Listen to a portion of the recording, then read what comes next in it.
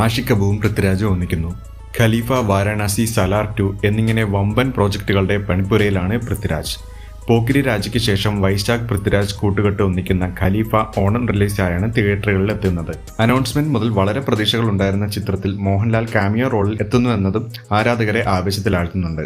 ഇപ്പോഴിതാ പൃഥ്വിരാജിന്റെ അടുത്ത സിനിമയുമായി ബന്ധപ്പെട്ട വാർത്തകളാണ് സമൂഹ മാധ്യമങ്ങളിൽ ചർച്ചയാകുന്നത്.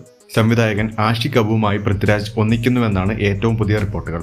ഇതുവരെ ഔദ്യോഗികമായ റിപ്പോർട്ടുകളൊന്നും പുറത്തുവിട്ടിട്ടില്ലെങ്കിലും ഇരുവരും ആദ്യമായി ഒന്നിക്കുന്നുവെന്ന വാർത്ത ഇതിനോടകം തന്നെ സമൂഹ മാധ്യമങ്ങളിൽ നിറയുന്നുണ്ട്. ടൊവിനോയെ നായകനാക്കി ആഷിഖ് കപൂർ സംവിധാനം ചെയ്ത നീല വെളിച്ചം ആദ്യം ചെയ്യാനിരുന്നത് പൃഥ്വിരാജായിരുന്നു. പൃഥ്വിരാജ്, കുഞ്ചാക്കോ ബോബൻ തുടങ്ങി വൻ താരനിര ഒന്നിക്കാനിരുന്ന സിനിമ പിന്നീട് ചില കാരണങ്ങളാൽ ടൊവിനോയിലേക്ക് എത്തുകയായിരുന്നു. മുമ്പ് മറ്റൊരു പ്രൊജക്ടിനായും ഇരുവരും ഒന്നിക്കുന്നുവെന്ന റിപ്പോർട്ടുകൾ ഉണ്ടായിരുന്നു. എന്നാൽ ചില സാങ്കേതിക കാരണങ്ങളാൽ നടന്നില്ല. ഇപ്പോഴിതാ പ്രേക്ഷകർ ഒന്നിക്കാൻ ആഗ്രഹിച്ച കോംബോ പുതിയ സിനിമയ്ക്കായി ഒന്നിക്കുന്നുവെന്ന വാർത്തകളാണ് സമൂഹ മാധ്യമങ്ങളിൽ നിറയുന്നത്.